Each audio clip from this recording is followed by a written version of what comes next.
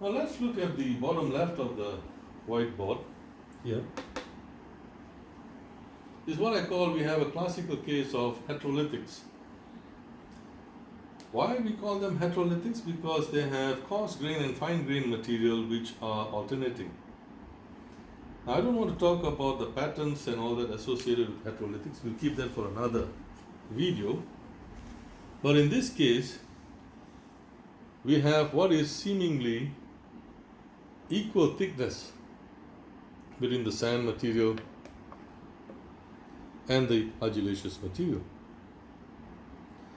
Of course, we have places where these different units can be 20 to 30 centimeters thick easily, and then you have beds of sandstone alternating with 20 to 30 centimeters of shale, and again back to sandstone, again back to shales, in a very rhythmic pattern extending for kilometers and kilometers, sometimes easily 1 to 1.5 kilometers, easily.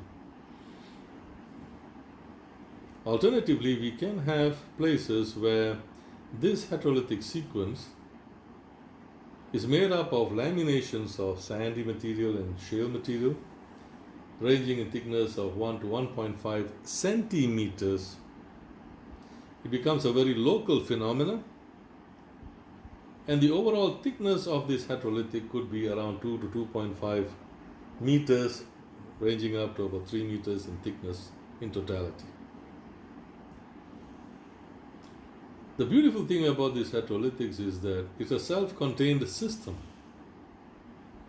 When you test the shales or the argillaceous material in between, you'll find that it has a potential to charge the sandstone or sandy layers above.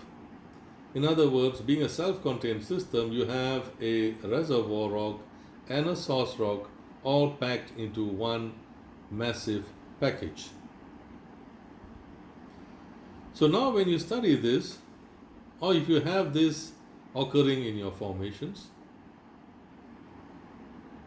is it the same treatment as you would have for case number 3 or case number 2 as you see in this board, or case number 1? Or do you have to treat them differently? Of course, the answer will be differently. So if you're going to take samples, you're going to get somebody to take the samples for you, where are you going to ask them to take the samples for you? So sampling strategy becomes a very important thing, and I will do this in another video.